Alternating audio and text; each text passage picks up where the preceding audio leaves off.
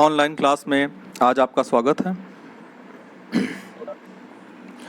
आज हम आपके समक्ष काई वर्ग परीक्षण के अंतर्गत एक उदाहरण की विधिवत व्याख्या करने के लिए उपस्थित हुए हैं।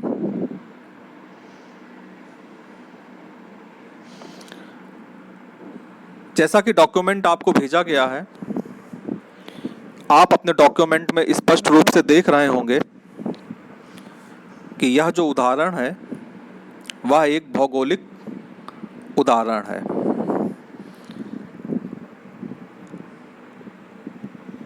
ताकि आपको यह ज्ञात हो सके कि किस प्रकार के भौगोलिक आंकड़े में और किस प्रकार से हम काई वर्ग परीक्षण का प्रयोग करते हैं।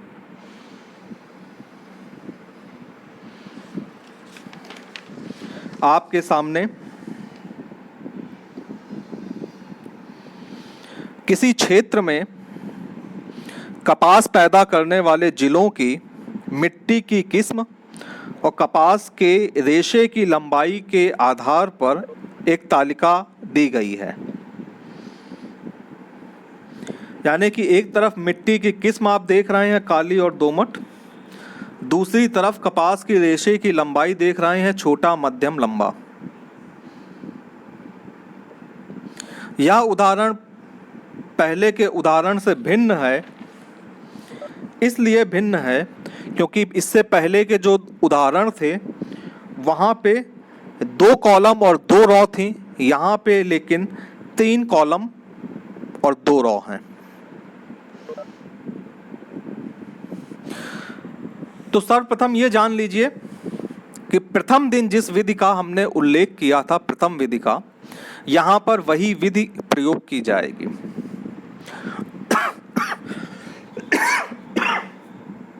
वही विधि विशेष रूप से महत्वपूर्ण भी है, जिसकी चर्चा हमने प्रथम दिन की थी।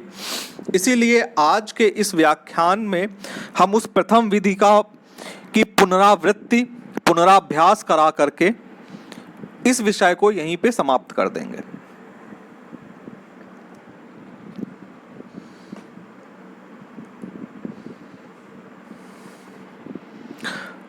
प्रस्तुत तालिका में जैसा कि आप लोग देख रहे हैं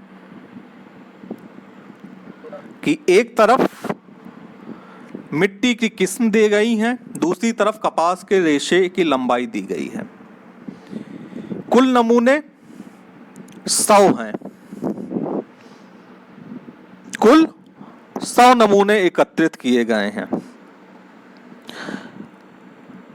ये जो फ्रीक्वेंसीज लिखी गई हैं या प्रश्न में दी गई हैं, इनको हम ऑब्जर्व्ड फ्रीक्वेंसी FO अवलोकित आवृत्तियां कहते हैं।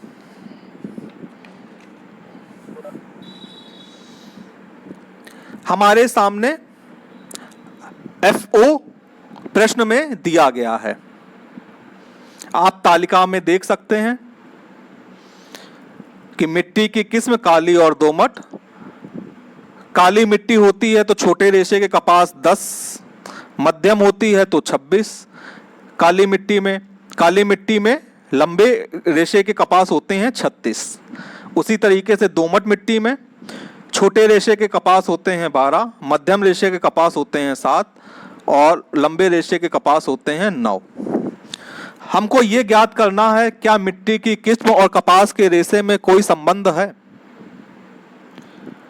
ये जो आवृत्तियां हैं ये FO हैं, ऑब्जर्व्ड फ्रीक्वेंसीज हैं, अवलोकित आवृत्तियां हैं।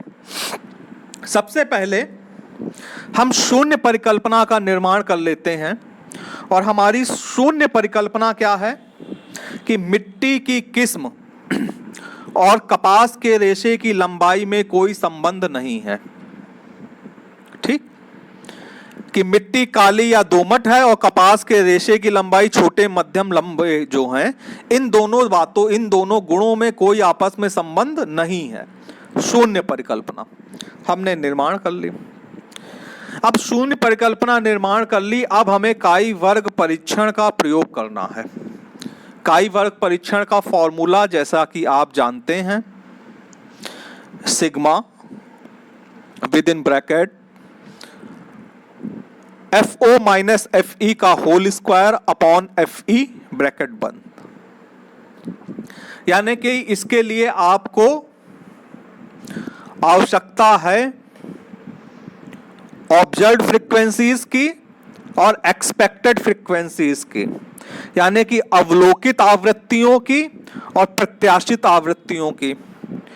तो आप अवलोकित आवृत्तियां आपकी प्रश्न में दी गई हैं, ऑब्जर्व्ड फ्रीक्वेंसीज आपकी प्रश्न में दी गई हैं। अब आप ज्ञात करते हैं प्रत्याशित आवृत्तियां या एक्सपेक्टेड फ्रीक्वेंसीज। तो देखिए, एक्सपेक्टेड फ्रीक्वेंसीज को ज्ञात करने के लिए हम क्या करते हैं, एक्सपेक्टेड फ्रीक्वेंसीज FE का देखिए फॉर्मूला बहुत सिंपल सा है, टोटल ऑफ कॉलम गुणे total of rho upon total number of sample.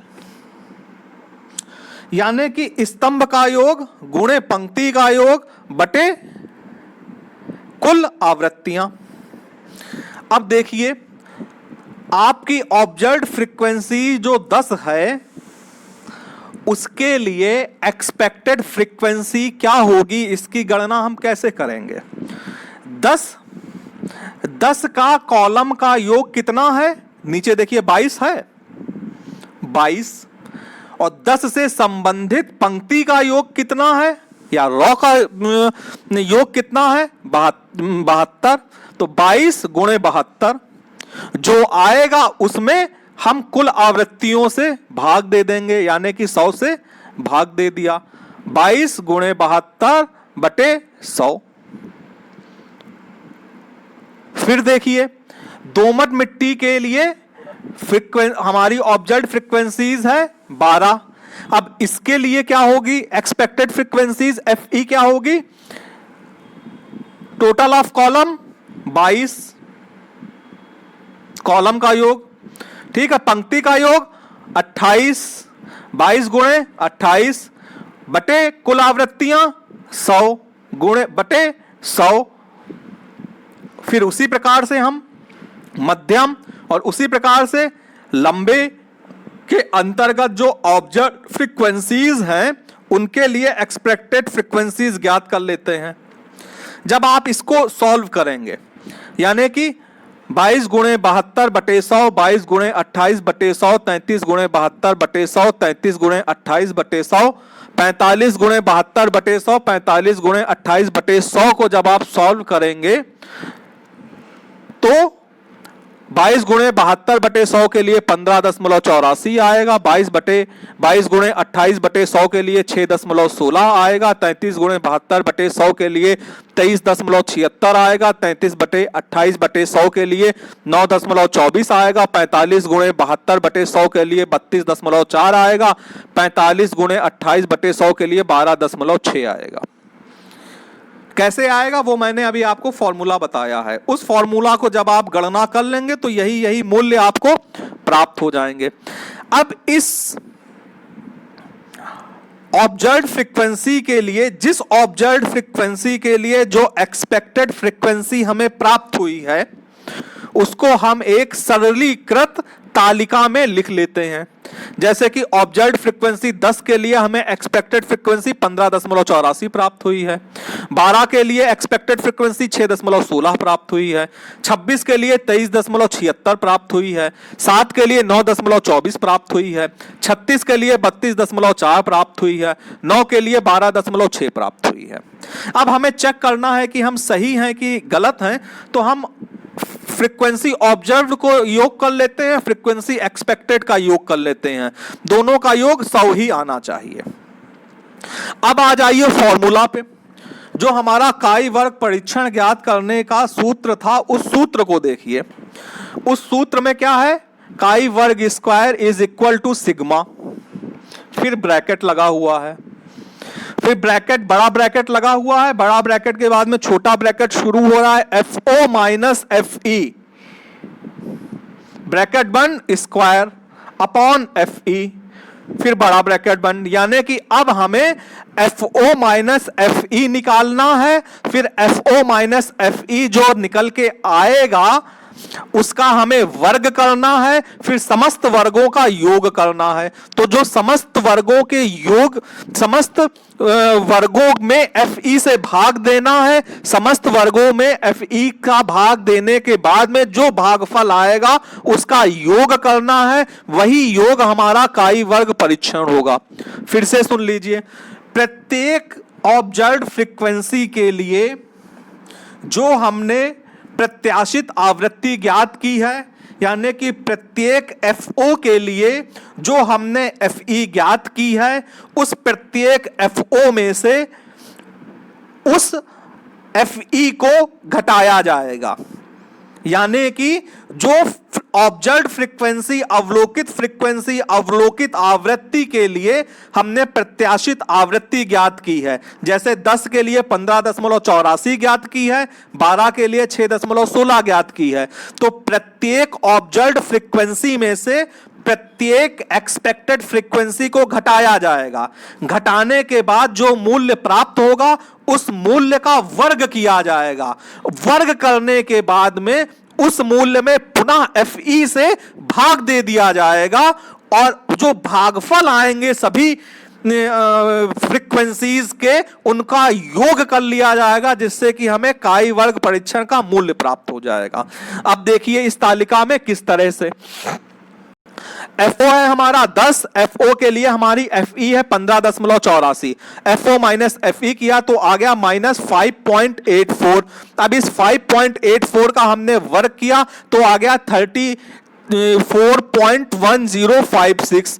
ठीक है, उसके बाद में फिर आ जाइए अगली FO पे। अगला FO है 12 का FE हमने ज्ञात किया था 6.16, इस 12 FO माइनस FE किया तो 5.84 आ गया। 5.84 का हमने वर्ग किया तो 34.1056 आ गया। फिर से एक बार समझिए, FO 10 था, FE 15.84 था, FO माइनस FE किया तो हमारा माइनस 5.84 आ गया। माइनस 5.84 का हमने वर्ग किया 34.1056 आ गया। फिर FO हमारा 12 था, 12 में से हमने FE 6.16 को घटाया तो 5.84 आ गया, इसका वर्ग किया तो प्लस 34.1056 आ गया। फिर हमारा FO 26 था और हमारा FE 23.76 था, FO में FE घटाया तो 2.24 आया, इसका वर्ग किया 5.0176 आ गया। फिर हमारा FO 7 था और FE 9.24 था, 7 माइनस 9.24 किया तो माइनस 2.24 आया, इसका वर्ग किया तो 5.0176 आया।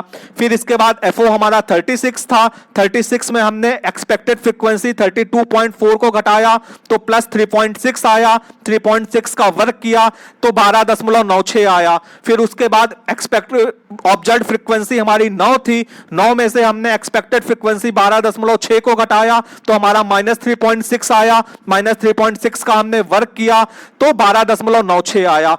अब ये हमें क्या मिल गया है, FO माइनस FE का स्क्वायर मिल गया है। अब इस FO माइनस FE के स्क्वायर में हम पुनः FE से भाग दे देते हैं, जैसे कि ये वर्ग हमें 34.1056 जो FO माइनस FE का स्क्वायर मिला है, अब इसमें इसी की FE यानी कि इसी की एक्सपेक्टेड फ्रीक्वेंसी 15.84 से भाग दे देंगे तो हमें मिल जाएगा 2.1531। ठीक है, इसी तरीके से 12 की जो एक्सपेक्टेड फ्रीक्वेंसी थी 6.16, इसमें FO माइनस FE का स्क्वायर 34.10 में हम भाग दे देंगे FE से तो आ जाएगा 5.53। इसी तरीके से अगली ऑब्जर्व्ड फ्रीक्वेंसी 26 के लिए जो FO माइनस FE स्क्वायर निकला है 5.01, इसमें हम FE से भाग दे देंगे 23.76 से तो आ जाएगा 0.2111। उसके बाद में जो अगली ऑब्जर्व्ड फ्रीक्वेंसी है 7, इसके लिए FO माइनस FE स्क्वायर निकला है 5.01, इसमें इसकी संबंधित FE से भाग दे देंगे तो हमारा भागफल आएगा 0.54। फिर इसके बाद में जो FO माइनस FE का स्क्वायर जो निकला हुआ है ऑब्जर्व्ड फ्रीक्वेंसी 36 के लिए 12.96, इसमें हम 32.4 से भाग दे देंगे, इससे संबंधित वाली प्रत्याशित आवृत्ति से तो 0.4 आ जाएगा। फिर अगली के लिए भी हम ऐसा ही कर लेंगे। तो ये जो भी हमें भागफल मिले हैं, इन समस्त भागफल को जब हम जोड़ेंगे तो हमें 9.8725 की वैल्यू प्राप्त होगी, जिसे कि हमने कहा है ये हमारी वैल्यू है काई वर्ग परीक्षण की। इस तरीके से हमने काई वर्ग परीक्षण की वैल्यू को ज्ञात कर लिया। अब इसके बाद आ जाइए डिग्री ऑफ फ्रीडम पे। हम डिग्री ऑफ फ्रीडम को कैसे ज्ञात करते हैं? Column -1 raw into raw -1। Column हमारी थी 3, रॉ हमारी थी 2। ये देखिए, आप फिर से तालिका देख करके स्पष्ट हो जाइए। हमारे 3 कॉलम हैं, 2 रॉ हैं, तो 3 - 1 2 - 1। तो 3 - 1 2 - 1 को जब आप सॉल्व करेंगे तो आएगा 2। ठीक है, 2 डिग्री ऑफ फ्रीडम पे 0.05 सार्थकता स्तर पे हमें टेबल का मूल्य देखना है कितना है। अब आप लोग टेबल वाले पेज 4 पे आ जाइए। यहां पीले रंग के घेरे बने हुए हैं। अल्फा है हमारा 0.050। हमने अल्फा को पीले रंग से घेर दिया है, 0.050 को पीले रंग से घेर दिया है। ये देखिए नीचे डिग्री ऑफ फ्रीडम लिखा हुआ है। डिग्री ऑफ फ्रीडम 2 पे हमने 0.050 पे वैल्यू देखी तो आ रही है 5.99। अब हम तुलना करेंगे 5.99 की किससे? जो हमारी वैल्यू काई वर्ग परीक्षण की आई है 9.872। तो देखिए 5% सार्थकता स्तर पर डिग्री ऑफ फ्रीडम 2 पर जो सारणी का मान है वो 5.99 है। और आपने जिस मान की गणना की है काई वर्ग परीक्षण की, वो मान है 9.8725। तो आपका काई वर्ग का परकलित मान सारणी के मान से क्या है? सारणी के मान से अधिक है। जो सारणी का मान आपका कितना था? 5.99। ठीक है, तो काई वर्ग का परकलित मान 9.8724। सारणी के मान, जो सारणी का मान है 5 सारणी का मान आपका कितना था? 5 से अधिक है। तो जब ये अधिक हो गया आपके सारणी के मान से, तो आपकी जो नल हाइपोथेसिस थी, शून्य परिकल्पना थी, वो क्या हो जाती है? असत्य हो जाती है। यानी कि दोनों के बीच में संबंध है। ठीक है, जब ये मान आपका अधिक है, इसलिए जो नल हाइपोथेसिस है वो असत्य है। यानी कि सारणी का मूल्य आपका, देखिए आपका काई वर्ग का सारणी का मूल्य जो हमने आकलन मूल्य किया है, आकलन मूल्य सारणी के मान से अधिक है। आकलन हमारा कितना था? 9.87। ठीक है, सारणी का मान कितना था? 5.991। तो इस तरह से हमारी जो शून्य परिकल्पना है वो अस्वीकृत हो जाएगी। यानी कि इसका अभिप्राय यह निकलेगा कि जो मिट्टी है और जो रेशे हैं, दोनों के गुण धर्म में कोई संबंध अवश्य है। जो हमने शून्य परिकल्पना बनाई थी कि दोनों के बीच में कोई संबंध नहीं है, लेकिन दोनों आपस में स्वतंत्र नहीं है। जब हम नल हाइपोथेसिस रिजेक्ट कर दिए, नल हाइपोथेसिस हमने यही तो बनाई थी कि दोनों के बीच में कोई संबंध नहीं है। जब हमने नल हाइपोथेसिस रिजेक्ट कर दी तो इसका क्या मतलब हुआ? कि दोनों के बीच में संबंध है, यानी कि दोनों स्वतंत्र नहीं है। यानी कि मिट्टी की किस्म और रेशे की लंबाई दोनों संबंधित है। दोनों संबंधित कब हुए?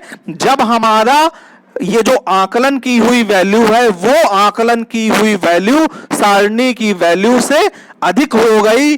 ठीक है, सारणी की वैल्यू से हमारी ये गणना की गई वैल्यू अधिक हो गई, तो हमारी शून्य परिकल्पना रिजेक्ट हो गई। जब रिजेक्ट हो गई तो दोनों संबंधों में, दोनों गुणों में आपस में संबंध पाया गया।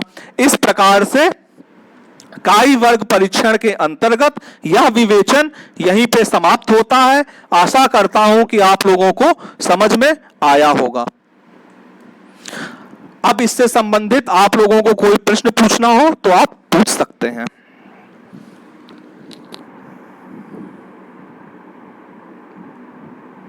अनुराधा, सीबी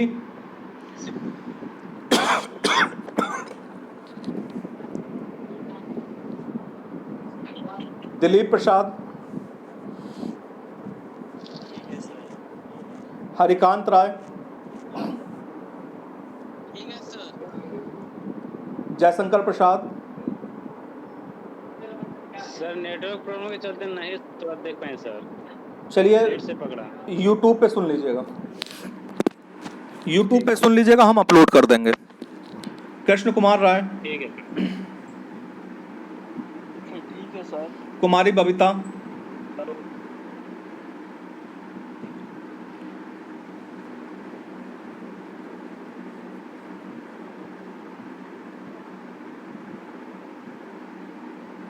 मधु पांडे,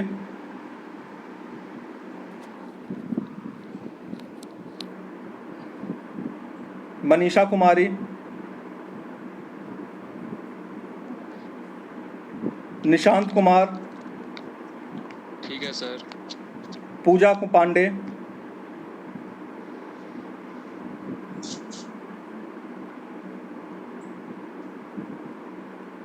पूनम कुमारी,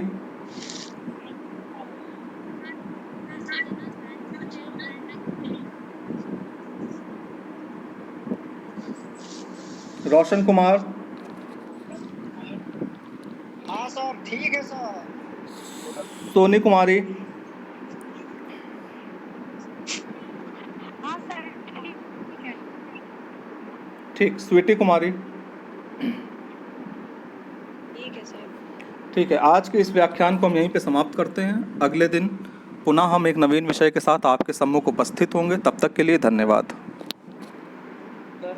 आप लोगों को समझाने के दृष्टिकोण से काई वर्ग परीक्षण का सचित्र उदाहरण प्रस्तुत किया जा रहा है। कृपया आप ध्यानपूर्वक देखिए, समझिए और लाभान्वित होइए। प्रस्तुत तालिका में जैसा कि आप लोग देख रहे हैं कि एक तरफ मिट्टी की किस्म दी गई है, दूसरी तरफ कपास के रेशे की लंबाई दी गई है। कुल नमूने 100 हैं। कुल 100 नमूने एकत्रित किए गए हैं। ये जो फ्रीक्वेंसीज लिखी गई हैं या प्रश्न में दी गई हैं, इनको हम ऑब्जर्व्ड फ्रीक्वेंसी FO, अवलोकित आवृत्तियां कहते हैं।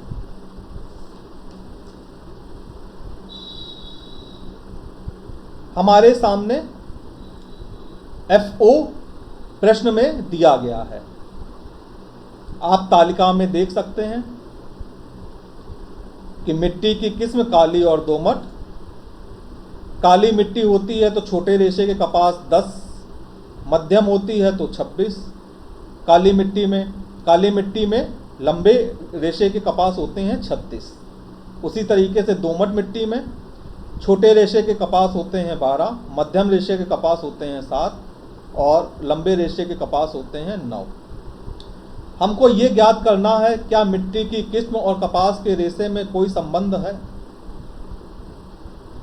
ये जो आवृत्तियां हैं ये FO हैं, ऑब्जर्व्ड फ्रीक्वेंसीज हैं, अवलोकित आवृत्तियां हैं।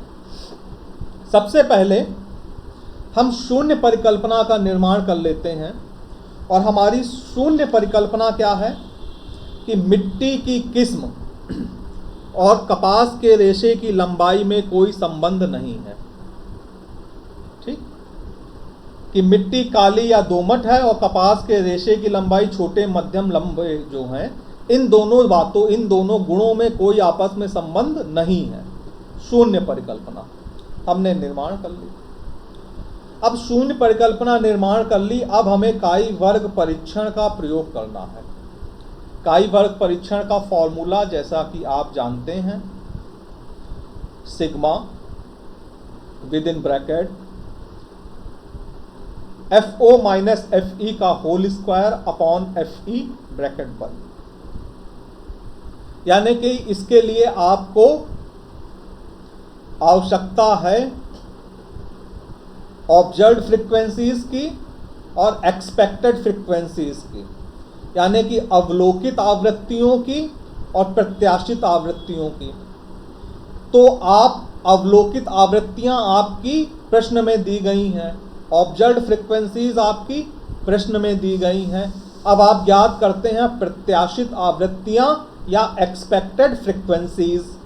तो देखिए एक्सपेक्टेड फ्रीक्वेंसीज को ज्ञात करने के लिए हम क्या करते हैं, एक्सपेक्टेड फ्रीक्वेंसीज एफ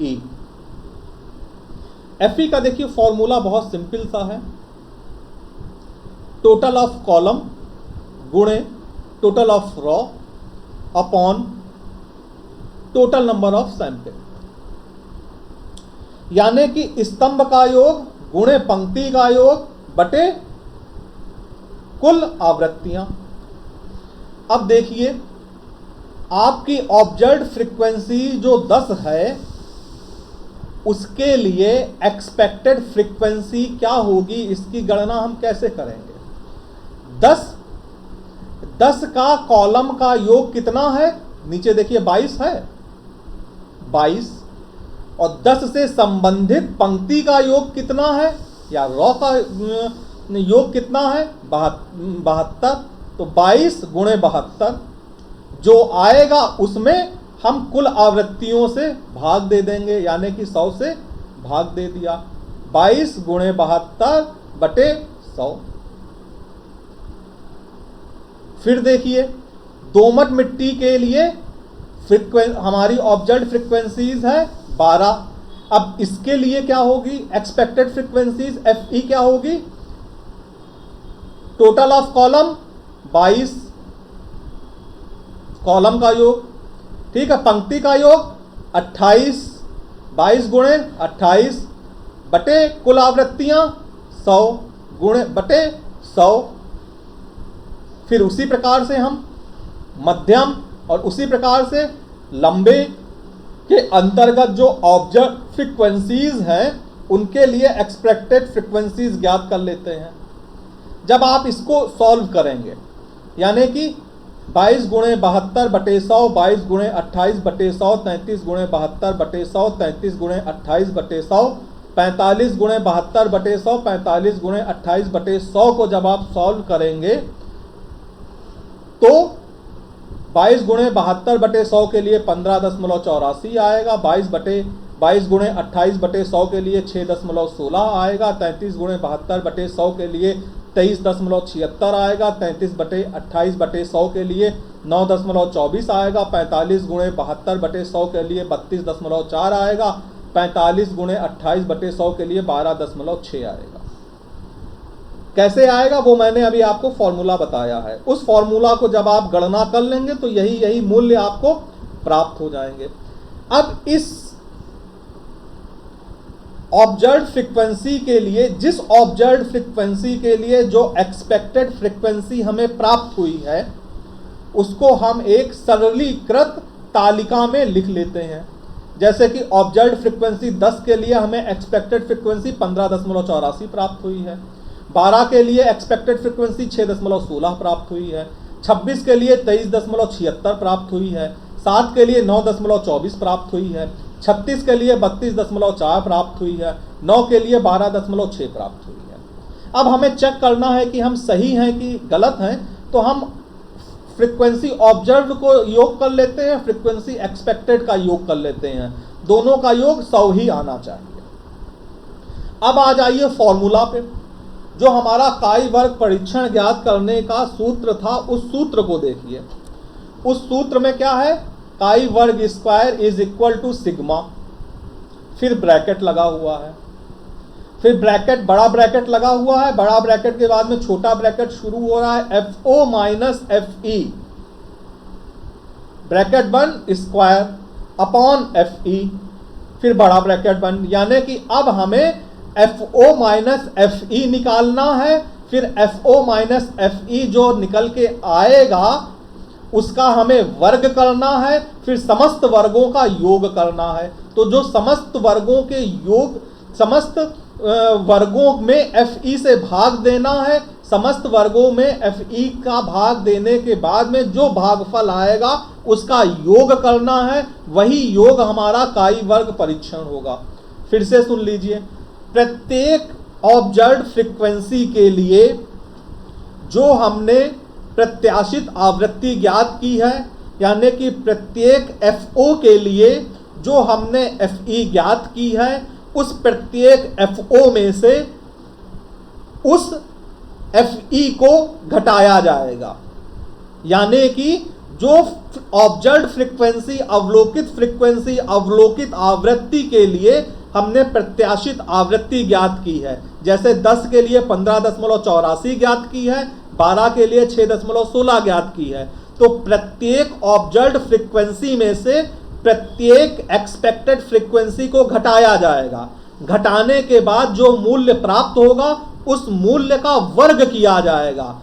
वर्ग करने के बाद में उस मूल्य में पुनः FE से भाग दे दिया जाएगा और जो भागफल आएंगे सभी फ्रीक्वेंसीज के उनका योग कर लिया जाएगा, जिससे कि हमें काई वर्ग परीक्षण का मूल्य प्राप्त हो जाएगा। अब देखिए इस तालिका में किस तरह से FO है हमारा 10, FO के लिए हमारी FE है 15.84, FO माइनस FE किया तो आ गया -5.84। अब इस 5.84 का हमने वर्ग किया तो आ गया 34.1056। ठीक है, उसके बाद में फिर आ जाइए अगली FO पे। अगला FO है 12 का FE हमने ज्ञात किया था 6.16।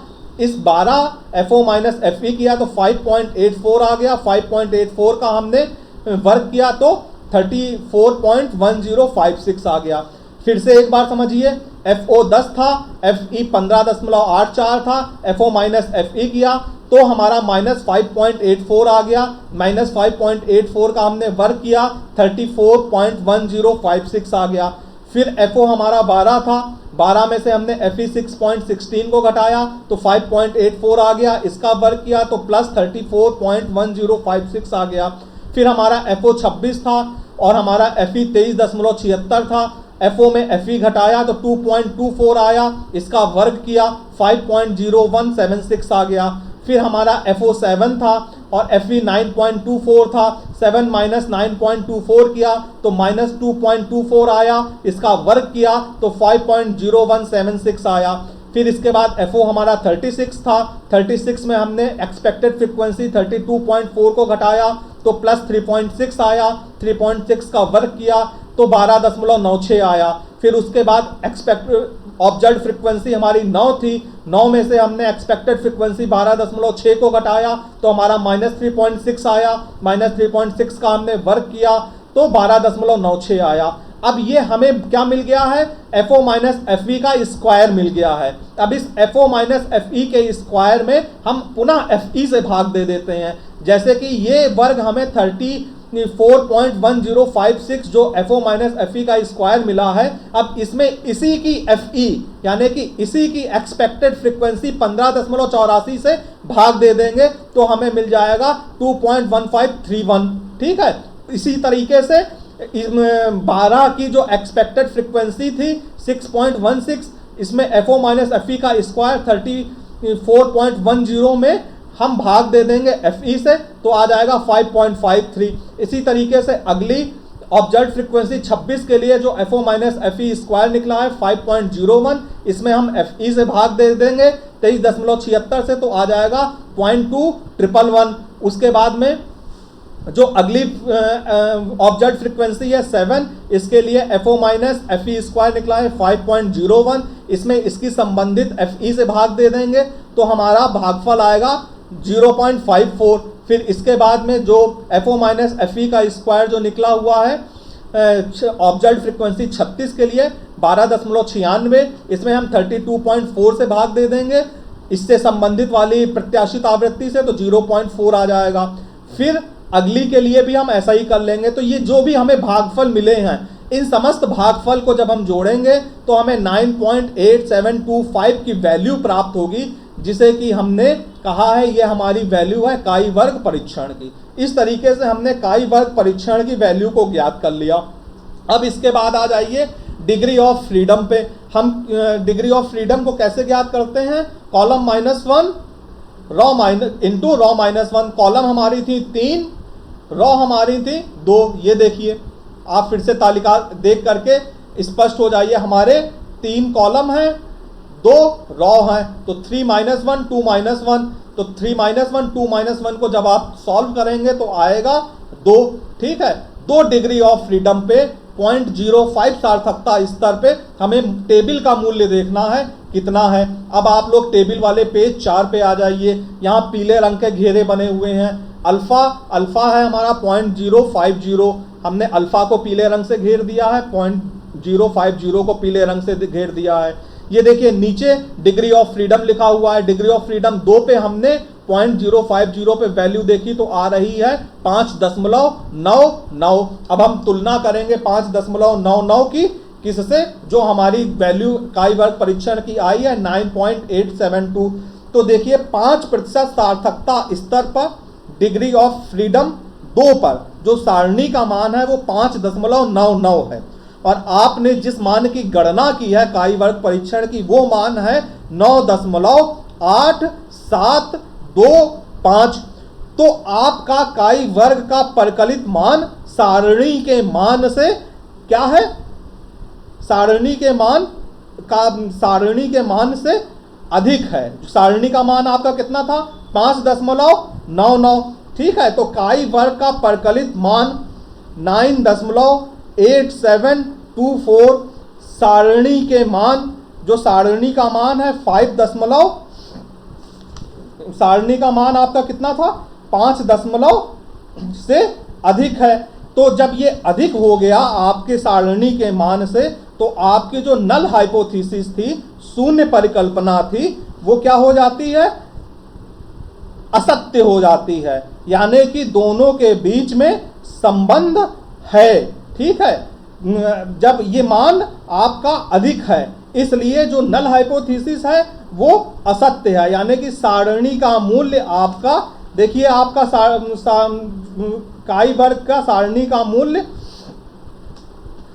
जो हमने आकलन मूल्य किया है, आकलन मूल्य सारणी के मान से अधिक है। आकलन हमारा कितना था 9.87। ठीक है, सारणी का मान कितना था 5.991।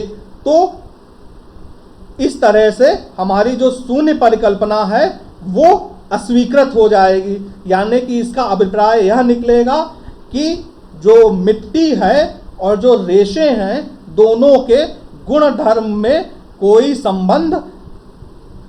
संबंध अवश्य है। जो हमने शून्य परिकल्पना बनाई थी कि दोनों के बीच में कोई संबंध नहीं है, लेकिन दोनों आपस में स्वतंत्र नहीं है। जब हम नल हाइपोथेसिस रिजेक्ट कर दिए, नल हाइपोथेसिस हमने यही तो बनाई थी कि दोनों के बीच में कोई संबंध नहीं है। जब हमने नल हाइपोथेसिस रिजेक्ट कर दी तो इसका क्या मतलब हुआ कि दोनों के बीच में संबंध है, यानी कि दोनों स्वतंत्र नहीं है। यानी कि मिट्टी की किस्म और रेशे की लंबाई दोनों संबंधित हैं। दोनों संबंधित कब हुए, जब हमारा ये जो आकलन की हुई वैल्यू है वो आकलन की हुई वैल्यू सारणी की वैल्यू से अधिक हो गई। ठीक है, सारणी की वैल्यू से हमारी ये गणना की गई वैल्यू अधिक हो गई, तो हमारी शून्य परिकल्पना रिजेक्ट हो गई। जब रिजेक्ट हो गई तो दोनों संबंधों में, दोनों गुणों में आपस में संबंध पाया गया। इस प्रकार से काई वर्ग परीक्षण के अंतर्गत यह विवेचन यहीं पे समाप्त होता है। आशा करता हूं कि आप लोगों को समझ में आया होगा।